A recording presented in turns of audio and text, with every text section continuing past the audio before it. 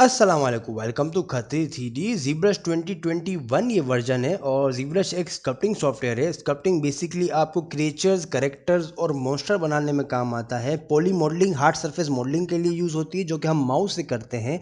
और जो स्कल्पटिंग होती है वो हम ग्राफिक्स टैबलेट से करते हैं। और वो मॉडल्स जो कि माउस से बनाना नियरली इम्पॉसिबल है, like dog, creatures, monsters, Godzilla, king Kong, वो सब स्कल्पटिंग से बनते हैं। और ZBrush एक मेनली फोकस्ड ऑन स्कल्पटिंग है, लेकिन आप स्कल्पटिंग ब्लेंडर पे भी यूज़ कर सकते हैं। तो टेक्निकल पॉइंट ऑफ व्यू के अलावा जो स्कल्पटिंग की बेसिक फंक्शनैलिटी है वो आप ब्लेंडर पे भी यूज़ कर सकते हैं। तो आई हाईली रिकमेंड ये जो ब्लेंडर यूज़र्स भी हैं वो भी ये कोर्स देखें और ZBrush को सीखें। अब एक तरह का डिस्क्लेमर है, माउस यूज़ नहीं होता स्कल्पटिंग के अंदर। टेक्निकली आप माउस यूज़ कर सकते हैं और इस ट्यूटोरियल के अंदर मैं माउस यूज़ करके ही कुछ बनाऊंगा, लेकिन इट इज़ हाईली रिकमेंडेड कि आप ग्राफिक्स टैबलेट यूज़ करें। अब ग्राफिक्स टैबलेट के लिए आप पाकिस्तान के अंदर हैं तो मैं पर्सनली हुमायूं टैबलेट यूज़ करता हूं, और एंड आई एम श्योर कि इंडिया पे भी हुमायूं टैबलेट होंगे और चीप होंगे। अगर बेसिकली आप डिजिटल स्कल्पटिंग के अंदर वैकॉम टैबलेट यूज़ होते हैं, लेकिन वैकॉम टैबलेट स्टार्टिंग के लिए जो कि स्कल्पटिंग ट्राई करना चाह रहा हूँ उसके लिए वैकॉम काफ़ी एक्सपेंसिव हो जाएगा। तो Humayun tablet is the best option. मैंने खुद हुमायूं टैबलेट से ही प्रैक्टिस स्टार्ट की थी। एक ज़माना था 2 से ढाई साल पहले, और मैंने ये वाला टैबलेट यूज़ किया था 420p, 5,000 रुपये का है। लेकिन इसकी पेन जो है वो थोड़ी हैवी है, इसके अंदर सेल लगता है, बैटरी लगती है। इसके अलावा जो मैं करंटली यूज़ कर रहा हूँ वो ग्राफिक्स टैबलेट 640p है हुमायूं का, जो कि बैटरी फ्री पेन है। इसकी पेन के अंदर बैटरी नहीं लगती, तो इसका वेट भी है वो हल्का है, और ये नियरली 10,000 रुपये का पाकिस्तान के अंदर। और इंडिया में ये मेरे ख्याल से इससे भी चीप होगा।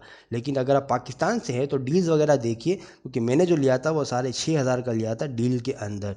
तो मेक श्योर कोई भी ग्राफिक्स टैबलेट आप लें, मैं हुमायूं का यूज़ करता हूँ। इसके अलावा एक वेग भी आता है और वैकॉम भी आता है। अगर आप वैकॉम अफोर्ड कर सकते हैं तो आई हाईली रिकमेंड कि आप वैकॉम लीजिए। अगर आप वैकॉम अफोर्ड नहीं कर सकते हैं तो आई हाईली रिकमेंड कि आप कोई चीप ग्राफिक टैबलेट लीजिए, जिस पे Humayun tablet is the best option for me. So let's begin, jump करते हैं हम ZBrush के अंदर। और ZBrush जब आप खोलेंगे तो आपके पास ये स्क्रीन आ रही होगी। बेसिकली लाइट बॉक्स ओपन होगा और लाइट बॉक्स पे आप क्लिक करेंगे तो ये हट जाएगा, और अगेन क्लिक करेंगे तो ये सामने आ जाएगा। लाइट बॉक्स बेसिकली एक आर्काइव है ZBrush का, कि ZBrush के अपने फोल्डर्स वगैरह होते हैं, अपने जो आपके प्रोजेक्ट्स वगैरह होते हैं ZBrush के, वो यहाँ पे लोड होके सामने आ जाता है। ये ZBrush के अपने हैं और इनका यूज़ डेफिनेटली होता है, और मैं आपको फ्यूचर में बताऊंगा कि ये क्या होता है। Basically project, tools, brushes, even quick save, कि अगर आपने अपने मॉडल्स का कुछ सेव वगैरह किया हुआ होगा तो वो भी लाइट बॉक्स के अंदर आता है। तो लाइट बॉक्स एक तरह का एक sort of a directive system है। अब स्कल्पटिंग करने के लिए हमें टेक्निकली लाइट बॉक्स को यहाँ पे क्लिक करेंगे तो ये हट जाएगा। अब ये आपका जो होता है वो कैनवास होता है। ओके, कैनवास के अंदर आप डिजिटल स्कल्पटिंग करते हैं, लेकिन जब आप इस पर क्लिक करेंगे तो यहाँ पे ये 2D स्ट्रोक्स लग रहे होंगे। और ZBrush एक 3D स्कल्पटिंग सॉफ्टवेयर है, तो आप सोचेंगे ये क्या है। तो यहाँ पे Ctrl+N दबाएंगे अपने कीबोर्ड के अंदर और यहाँ पे ये क्लियर हो जाएगा। अब स्कल्पटिंग के अंदर आपको प्रिमिटिव की ज़रूरत पड़ती है, और प्रिमिटिव होते हैं 3D मॉडल्स को। तो प्रिमिटिव के लिए यहाँ पे आपको बेसिकली सिंपल ब्रश का ऑप्शन आ रहा होगा। यहाँ पे आपके सामने सिंपल ब्रश पे जब क्लिक करेंगे तो यहाँ पे आपके पास कुछ प्रिमिटिव शो हो रहे होंगे, और ये 2.5D ब्रशेस है, इसे आप छोड़ दें, इसका कभी भी यूज़ नहीं होता। और अगर आप फ्यूचर में आपको करना चाहे तो आप कर सकते हैं, लेकिन मैंने कभी यूज़ नहीं किया। हमारे जो काम के हैं वो ये पट्टी है, ये सारे जो हैं वो 3D प्रिमिटिव हैं। अब इनमें से किसी को भी आप क्लिक करेंगे, क्योंकि स्कल्पटिंग के लिए हमें इन्हीं को यूज़ करना पड़ेगा, तो इनमें से आप किसी को भी क्लिक करेंगे। फॉर एग्जांपल स्फीयर 3D, तो यहाँ पे ये स्फीयर 3D सेलेक्ट हो जाएगा, लेकिन इसको यहाँ पे कैनवास के अंदर ऐड करने के लिए आपको क्लिक एंड ड्रैग करना पड़ेगा। और जब क्लिक एंड ड्रैग करके आप अगेन स्ट्रोक मारेंगे तो यहाँ पे अगेन यहाँ पे क्लिक एंड ड्रैग हो रहा होगा, और अगेन यहाँ पे क्लिक एंड ड्रैग हो रहा होगा, और अगेन यहाँ पे क्लिक एंड ड्रैग हो रहा होगा। तो आप सोचेंगे क्या है ये। तो बेसिकली ये आप Ctrl+N दबाएंगे तो अगेन क्लियर योर कैनवास, और एक बार आपको सिर्फ क्लिक एंड ड्रैग करना है कोई भी प्रिमिटिव। और इसको अब एडिट करने के लिए यहाँ पे एडिट का ऑप्शन आ रहा होगा, जो कि जिसका शॉर्टकट T भी है। आप इसे क्लिक करेंगे तो ये अब एडिटेबल हो जाएगा, लेकिन अभी भी इसे आप स्कल्पटिंग नहीं कर पाएंगे। जब आप इसको क्लिक करेंगे तो ये कहेगा तो enable sculpting please convert this 3D primitive to a poly mesh 3D। तो आपको इसको पॉली मैश 3D पे कन्वर्ट करना पड़ेगा। अब ZBrush के अंदर कोई भी 3D प्रिमिटिव होता है वो पॉली मैश बनने के बाद ही उस पर आप स्कल्पटिंग कर सकते हैं। तो यहाँ पे टूल के अंदर मेक पॉली मैश 3D होगा, इसे आप क्लिक कर दीजिए। अब आपका जो मैश है वो कम्प्लीटली आपका स्कल्पटिंग के काबिल है। अब आपके पास यहाँ पे जब आप क्लिक एंड ड्रैग करेंगे तो आपके पास ये मॉडल रोटेट भी हो रहा होगा। अब रोटेट के लिए आपका जो माउस का कर्सर है इसको आप अपने मॉडल से अवे कहीं पे भी क्लिक करेंगे तो आप ड्रैग एंड ड्रॉप आप इसको रोटेट कर सकते हैं। और जब आप इसको फॉर एग्जांपल क्लिक करेंगे तो यहाँ पे आपके पास ज्योमेट्री ऐड होना स्टार्ट हो जाएगी इस ब्रश की। और ये बेसिकली आपका ब्रश है, तो ये आपका जो स्टैंडर्ड ब्रश है ये ऐड कर रहा है ज्योमेट्री को। और अपने कीबोर्ड के अंदर जब आप आल्ट दबाएंगे तो ये सब्सट्रैक्ट करेगा। ये देख रहे हैं आप, आल्ट दबाया हुआ है मैंने अपने कीबोर्ड के अंदर, तो ये सब्सट्रैक्ट कर रहा है। और अगर मैं आल्ट को छोड़ता हूँ तो ये ऐड कर रहा है। और basically pressing alt and not alt से ही स्कल्पटिंग होती है।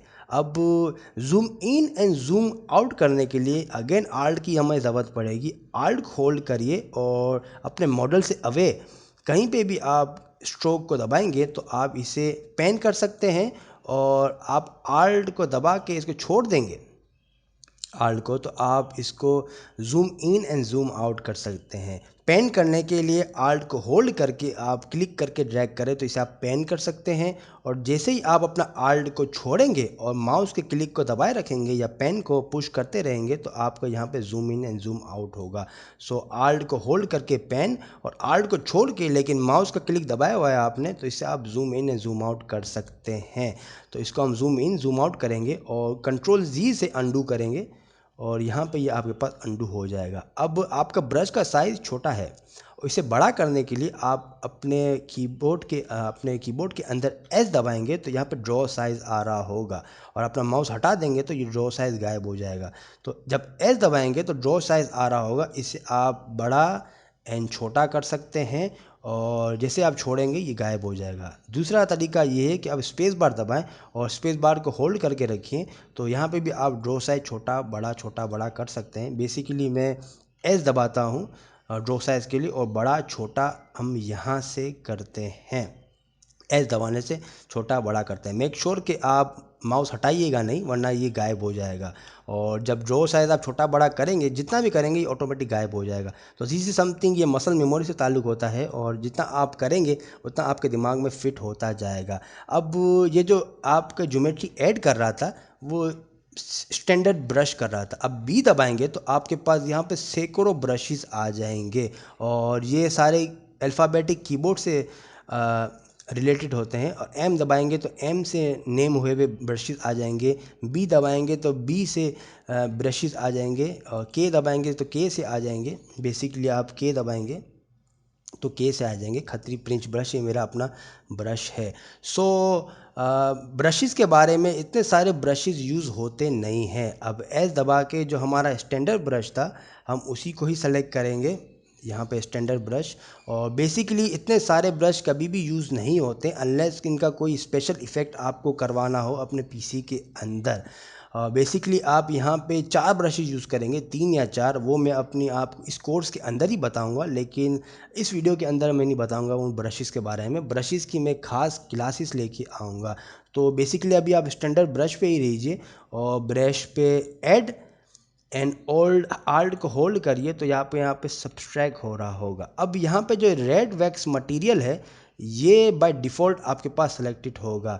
अब आपका जो मटेरियल है उसको आप चेंज कर सकते हैं यहाँ से। यहाँ पे मटेरियल का टैब होगा और यहाँ पे आपका मटेरियल दिए हुए होंगे और इसे आप चेंज कर सकते हैं। तो बेसिकली जो अक्सर आर्टिस्ट करते हैं ZBrush के अंदर वो मैटकैप ग्रे यूज़ करते हैं। इसकी वजह ये है कि मैटकैप ग्रे जो होता है वो आपकी डिटेल्स वगैरह आपको ज़्यादा बेहतर तरीके से शो करता है। आँखों का जो धोखा होता है वो शो करता है बेहतर तरीके से कंपेयर टू रेड वैक्स। अक्सर रेड वैक्स में मसला ये आता है कि हम डिटेल्स ऐड कर रहे होते हैं लेकिन हमें अंदाज़ा नहीं हो रहा होता कि डिटेल्स की क्वांटिटी या लेवल क्या है। तो ये जो रेड मैट कैप ग्रे है ये बेस्ट होता है और ये आंखों पे चुभता भी नहीं है। अब मैट कैप ग्रे चूज़ करने के बाद यहाँ पे भी तमाम मैट कैप्स आ रहे हैं, कोई भी आप चूज़ कर सकते हैं, लेकिन यहाँ पे सेव ए स्टार्टअप मटेरियल पे जब आप क्लिक करेंगे तो नेक्स्ट टाइम आप जब ZBrush ओपन करेंगे तो यहाँ पे आपके पास ग्रे ही आ रहा होगा। अगर इस पर आप सेव ए स्टार्टअप मटेरियल नहीं करेंगे तो नेक्स्ट टाइम आप करेंगे तो आपके पास रेड वैक्स आ रहा होगा। तो मेक श्योर अगर आपको मैट कैप ग्रे पसंद है,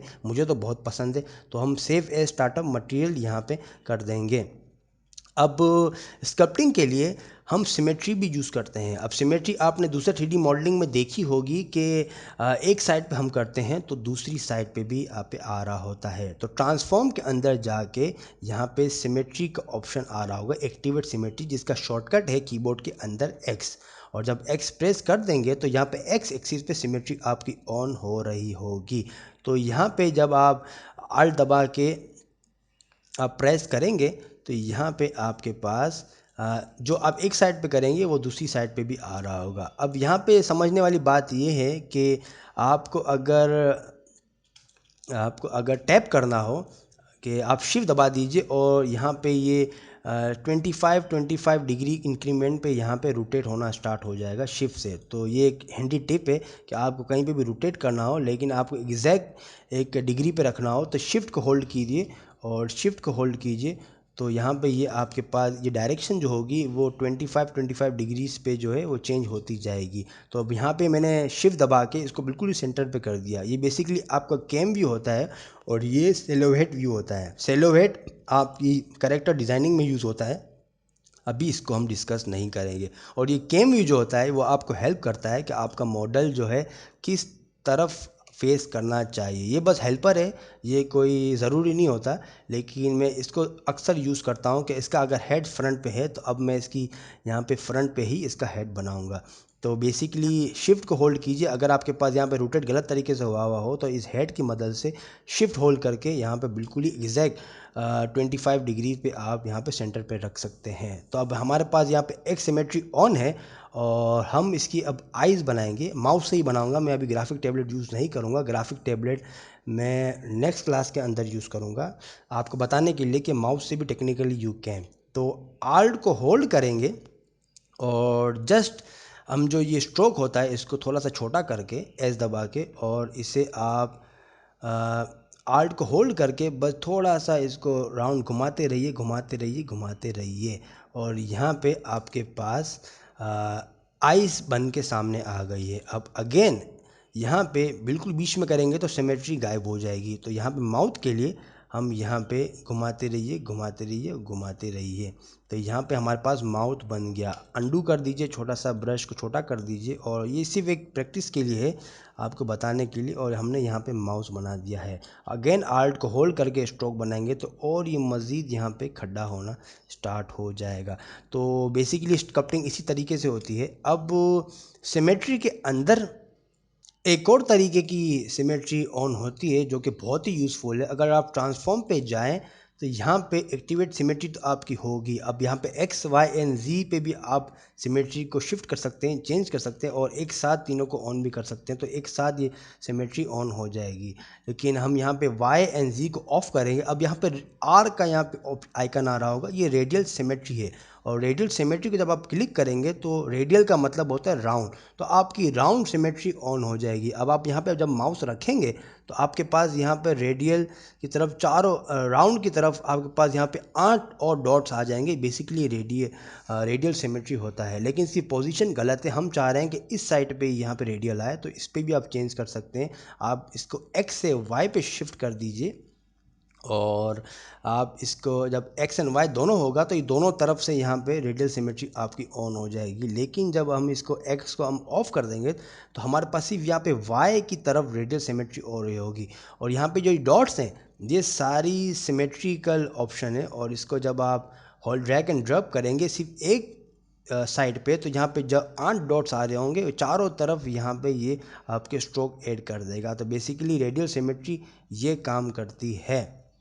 अब इसके अलावा आप रेडियल सिमेट्री की आप ऑप्शन भी ऑन डॉट्स भी बढ़ा सकते हैं। जो पहले काउंट थे वो 8 थे, अब इसको 8 से अगर आप 16 कर दें या ज़्यादा कर दें तो अब यहाँ पे ये ज़्यादा मर्तबा यहाँ पे ये डॉट्स आ रहे होंगे। और जब इसे आप क्लिक करके होल्ड करेंगे तो यहाँ पे ये आपके पास 16 तरीक़ों की स्ट्रोक लगेंगी। जो बेसिकली पहली स्ट्रोक आपकी होगी और बाकी जो 15 स्ट्रोक होगी वो ऑटोमेटिक रेडियल सिमेट्री से यहाँ पे ऑन होते सामने आ जाएगी। तो बेसिकली आपकी रेडियल सिमेट्री जो होती है वो ये काम करती है।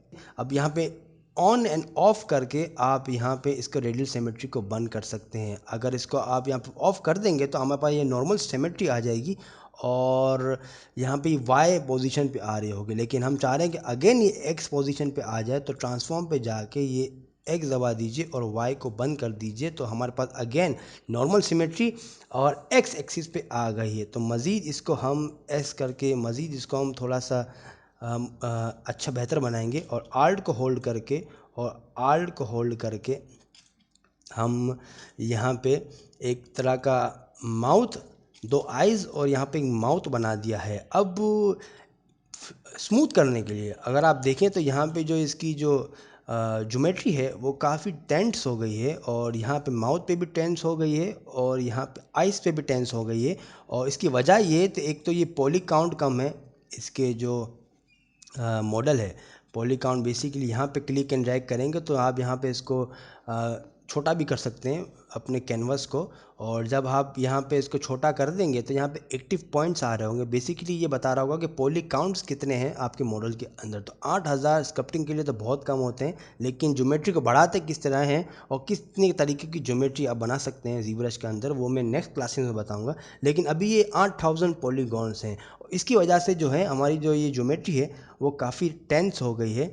तो इसको अब स्मूथ करने के लिए आप कीबोर्ड के अंदर शिफ्ट जो होगा वो होल्ड कर दें तो आपका कर्सर जो होगा रेड से ब्लू हो जाएगा। मींस कि अब आपका स्मूथ ब्रश ऑन है। अब आप जैसे ही क्लिक करेंगे आपका मैश स्मूथ होता हुआ स्टार्ट हो जाएगा। और स्मूथ बेसिकली आपकी जो ज्योमेट्री होती है, आप शिफ्ट F दबाएंगे तो आपके पास यहाँ पे ज्योमेट्री शो हो जाएगी, जो कि आप यहाँ से भी ऑन कर सकते हैं पॉली फ्रेम। और शिफ्ट F दबाएंगे तो आपके पास अगेन नॉर्मल से यहाँ पे व्यू आ जाएगा। तो शिफ्ट F से आप अपनी ज्योमेट्री का ग्राफ देख सकते हैं, पॉली फ्रेम देख सकते हैं और शिफ्ट F से बाहर आ जाएंगे। तो यहाँ पे अगेन जब शिफ्ट F दबा के हम पॉलीगन शो करेंगे तो यहाँ पे देखेंगे टेंस है और यहाँ पे हमने स्मूथ ब्रश ऑन किया था तो यहाँ पे अगेन ज्योमेट्री नॉर्मल होना स्टार्ट हो गई है। अब माउथ पे भी हम शिफ्ट को होल्ड करेंगे और इसे स्मूथ करेंगे। अब देखिए कि किस तरीके से ये ज्योमेट्री को है ये स्मूथ करना इसने स्टार्ट कर दिया है।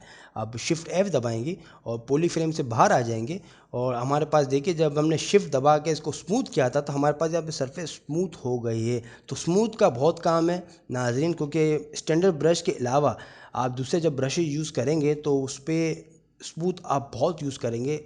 जो स्टैंडर्ड ब्रश जो होता है उसका काम सिर्फ स्टैंडर्ड है कि आपकी ज्योमेट्री को पुश करना, जो हमने यहाँ पे रेडियल सिमेट्री यूज़ करके पुश की है और आइज़ वगैरह को क्रिएट करने के लिए हमने यहाँ पे पुश किया हुआ है। तो अगेन हम स्टैंडर्ड ब्रश से जो हमने स्मूथ किया था आल्ट दबा के अगेन इसका मुंह बनाने की हम कोशिश करेंगे और यहाँ पे स्टैंडर्ड ब्रश यूज़ करके इसका जो जॉ होगा हम ये बनाने की कोशिश करेंगे और यहाँ पे सॉर्ट ऑफ जॉ यूज़ होके सामने आ गया है। अब ये तो सिर्फ स्टैंडर्ड ब्रश है, ओके।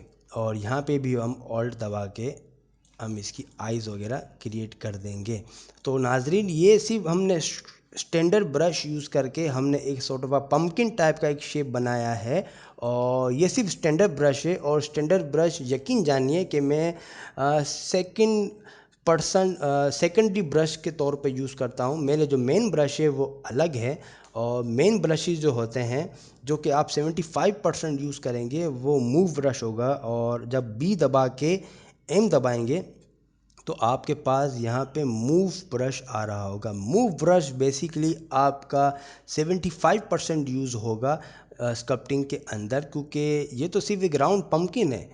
क्या पता आपके पास एक कम्प्लेक्स शेप हो लाइक अ ह्यूमन और क्रिएचर, तो अब मूव ब्रश जब आप सेलेक्टेड होगा और आप अपना कर्सर को S करके इसको बड़ा कर देंगे इतना कि इसको कवर कर दें और जब आप इसको यहाँ पे क्लिक करके ड्रैग करेंगे तो आप इस ज्योमेट्री को मूव कर सकते हैं। तो मूव से बेसिकली आप यहाँ पे अपने जो मेशिस का जो प्राइमरी आपका जो मेथड होगा ब्लॉकआउट का, जी पहले सबसे पहले हम ब्लॉकआउट करते हैं। तो इस ब्लॉकआउट के लिए हम मूव ब्रश यूज़ करेंगे और मूव ब्रश यूज़ करके हम ज्योमेट्री को मूव कर सकते हैं, इसको उठा के स्ट्रेच कर सकते हैं। अब हम चाह रहे हो कि इसका जो जबड़ा है ये भी थोड़ा सा बाहर आ जाए, तो यहाँ पे इसका जबड़ा होगा वो मूव ब्रश से हमने इसको एस दबा के इसको छोटा कर दीजिए और मूव ब्रश से हमने इसका जबड़ा और बड़ा कर दिया। अब देखिए नाजरीन के यहाँ पे ये राउंड पम्पकिन था, अभी अचानक से ये फेस की शक्ल देना इसने स्टार्ट कर दी है। और यहाँ पे मूव ब्रश से अगर इसकी हम नाक भी बनाना चाहें तो हम इसकी यहाँ पे नाक भी बना सकते हैं। मूव ब्रश से इसको ड्रैग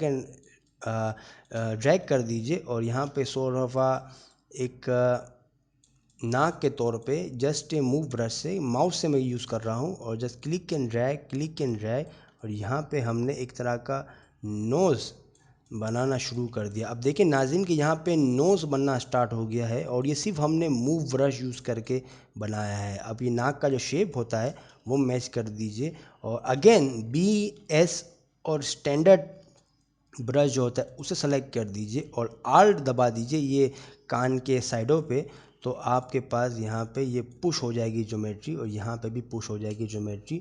और यहाँ पे आइज़ को और हम अंदर करेंगे और माउथ को और अंदर करेंगे और यहाँ पे बेसिकली जो इसका जॉ होगा इसको हम थोड़ा सा विदाउट प्रेसिंग आल्ट इसको बड़ा करने की कोशिश करेंगे। सो देख रहे नाजरीन कि मैंने सिर्फ 2 ब्रश यूज़ करके यहाँ पे एक सॉर्ट ऑफ आ फेस बना दिया है पम्पकिन टाइप का। और ये स्टैंडर्ड और मूव ब्रश से हमने इसको शेप दिया है मॉडल को, और स्टैंडर्ड ब्रश से हमने कुछ डिटेलिंग्स ऐड की हुई हैं। तो नाजरीन move, standard, clay buildup, clay tubes और क्ले ब्रशेस में यूज़ करता हूँ मोस्ट ऑफ द टाइम। मैं ब्रशेस की अलग क्लास लेके आऊँगा, उसमें मैं बताऊँगा कि मेरे प्राइमरी ब्रशेस क्या हैं। मेरे प्राइमरी ब्रशेस स्टैंडर्ड है और मूव है। अब इसके अलावा क्ले ब्रशेस भी होते हैं जो कि ज़्यादा यूज़ होते हैं स्टैंडर्ड ब्रश के मुकाबले। तो ये वीडियो ये क्लास बहुत लंबी हो चुकी है और यहाँ पे इंटरफेस वगैरह आपको मैंने बता दिया है। रोटेट करने के लिए आप माउस अपने मॉडल से अवे करके आप यहाँ पे रोटेट कर सकते हैं। अगर आपको इसको पैन करना हो तो आल्ट को होल्ड करें और इसे पैन कर सकते हैं। और आपके पास यहाँ पे अगर इसको जूम इन या जूम आउट करना हो तो आल्ट प्रेस करके आप अपने आल्ट को छोड़ दीजिए और माउस को दबाएंगे तो यहाँ पे आप इसको zoom in and zoom out कर सकते हैं। अब last but not the least आपको एक चीज़ बताऊंगा नेविगेशन से अटैच, वो ये कि अक्सर आपके पास ये होगा कि आपका मॉडल बहुत ही जूम इन होगा। ओके, अब आप चाह रहे हो कि यार अब मैं इसको रोटेट कैसे करूं क्योंकि जगह बहुत कम है। अब यहाँ पे छोटी सी जगह ढूंढने पे तो आपका बड़ा मसला होगा। तो इसके लिए यहाँ पे जो बाउंड्रीज़ दी हुई हैं ये आप यूज़ कर सकते हैं। अब आपके पास जो भी फंक्शन होगा माउस का या ग्राफिक टैबलेट की पेन का वो आपके इस बाउंड्री के अंदर होगा, तो आप यहाँ पे ड्रॉ भी कर सकते हैं, रोटेट भी कर सकते हैं। लेकिन इस बाउंड्री से जैसे ही आपका माउस बाहर जाएगा तो ये फंक्शंस यहाँ पे काम नहीं करेंगे। सिर्फ यहाँ पे आप रोटेट कर सकते हैं और आल्ट को दबा के पैन कर सकते हैं और आल्ट को दबा के और आल्ट को छोड़ के यहाँ पे zoom in and zoom out कर सकते हैं। तो ये एक हैंडी टिप है कि आपके पास अगर मॉडल जूम हो, आप इसको रोटेट करना हो तो इस बाउंड्री से बाहर आप माउस को करके आप रोटेट कर सकते हैं, क्योंकि जब बाउंड्री के अंदर आप करेंगे तो यहाँ पे ड्रॉ होना स्टार्ट हो जाएगा। तो ये बाउंड्री की जो रीज़न है वो इसीलिए ही दिया हुआ है कि आप बाउंड्री से बाहर सिर्फ रोटेट, पैन और zoom in and zoom out कर सकते हैं। तो नाज़रीन that's is for this class. अगली क्लास के अंदर मैं आपको बताऊंगा कि अपनी हॉट कीज़ और अपने जो टूल्स हैं इसको आप कस्टमाइज़ कैसे कर सकते हैं। जी हाँ नाज़रीन, ज़ीब्रश के अंदर यहाँ पे बिल्कुल ही खाली है।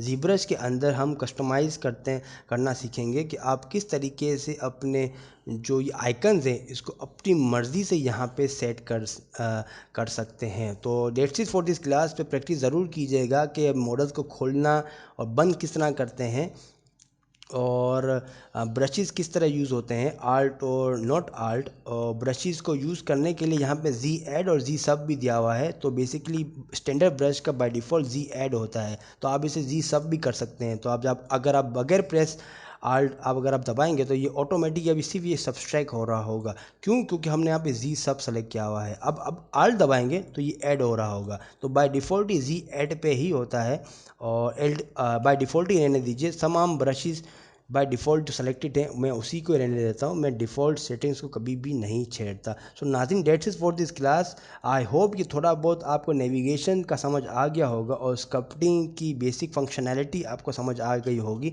किस तरीके से आपको ड्रॉ करना है। जी ऐड और जी सब, ये सब मैंने इस वीडियो के अंदर आपको समझा दिया है। अब अल्लाह हाफिज़, अपना बहुत बहुत ख्याल रखिएगा। नेक्स्ट क्लास के अंदर हम हॉट कीज़ किस तरह सेट करते हैं और अपने जो ZBrush के आइकन्स हैं उसको किस तरह कस्टमाइज़ कर सकते हैं ताकि आपका इंटरफेस और बेहतर तरीके से बने, क्योंकि इस पर क्लिक वगैरह करने पे काफ़ी टीडियस हो जाता है। तो जो जो हमारे काम के आइकन्स हैं वो हम यहाँ पे कस्टमाइज़ करेंगे। हम अपनी मर्ज़ी से अपने ZBrush को यहाँ पे एक शिकल देंगे नेक्स्ट वीडियो के अंदर। तो अपना बहुत बहुत ख्याल रखिएगा। अगली क्लास के अंदर मिलते हैं। अल्लाह हाफिज़।